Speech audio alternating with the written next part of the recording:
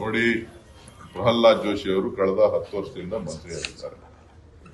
ಅವ್ರ ಕ್ಷೇತ್ರಕ್ಕೆ ನೀರು ಕೊಡ್ಬೇಕಾಗಿರೋದು ಅವರೇ. ಅವ್ರ ಕ್ಷೇತ್ರಕ್ಕೆ ಏನು ಮಾಡ್ಕೊಳ್ಳಿಲ್ಲ ಅಂದ್ರೆ ಅವ್ರ ಮಾತನ್ನ ಯಾರನ್ನ ಏನಂತ ಕೇಳ್ತೀರಿ?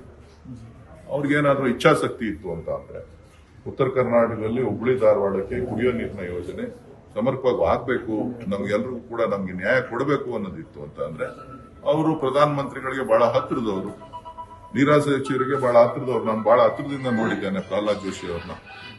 ಅವ್ರ ಮನ್ಸು ಮಾಡಿದ್ರೆ ಅದೇನು ದೊಡ್ಡದಲ್ಲ, ಆದ್ರೆ ಅವ್ರಿಗೆ ಬೇಕಾಗಿಲ್ಲ, ಕರ್ನಾಟಕದ ಹಿತ ಬೇಕಾಗಿಲ್ಲ.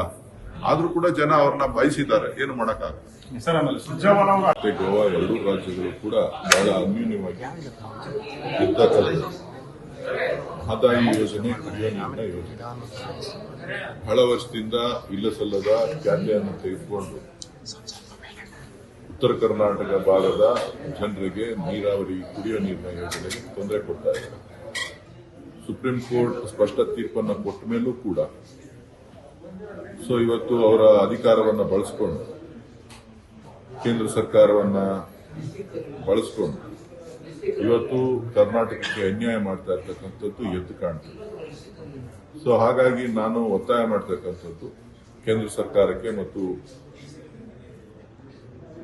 ನಮ್ಮ ಜಲ ಸಚಿವರು ಅಲ್ಲಿ ಕೇಂದ್ರದಲ್ಲಿ ಏನಿದ್ದಾರೆ ಅವರು ಆದಷ್ಟು ಬೇಗ ಈ ಕುಡಿಯೋ ನೀರಿನ ವಿಚಾರವಾಗಿ ರಾಜ್ಯಕ್ಕೆ ಆಗ್ತಾ ಇರ್ತಕ್ಕಂಥ ಸಮಸ್ಯೆಗಳು, ಉತ್ತರ ಕರ್ನಾಟಕದಲ್ಲಿರ್ಬೋದು, ದಕ್ಷಿಣ ಕರ್ನಾಟಕದ ಮೇಕೆದಾಟು ಯೋಜನೆ ಇರ್ಬೋದು, ಕೃಷ್ಣಾ ಮೇಲ್ದಂಡೆಗೆ ಅವಾರ್ಡ್ ಮಾಡಿರ್ತಕ್ಕಂಥ ಈ ಎಲ್ಲ ವಿಚಾರಗಳನ್ನ ಇವತ್ತು ಭಾರತೀಯ ಜನತಾ ಪಕ್ಷಕ್ಕೆ ಸುಮಾರು 20ಕ್ಕೂ ಹೆಚ್ಚು ಸ್ಥಾನಗಳನ್ನ ಇವತ್ತು ಕೊಟ್ಟಿದ್ದಾರೆ.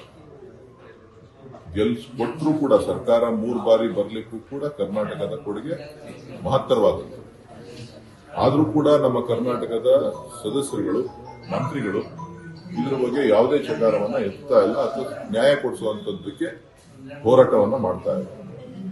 ಇದನ್ನ ಮೊದಲು ಕೇಂದ್ರ ಸರ್ಕಾರದಲ್ಲಿ ಅವರು ಅನುಮತಿಯನ್ನ ಕೊಡಿಸಿದ್ರೆ ರಾಜ್ಯಕ್ಕೆ ಅನುಕೂಲ ಆಗ್ತದೆ, ರಾಜ್ಯದ ರೈತರಿಗೆ ಅನುಕೂಲ ಆಗ್ತದೆ.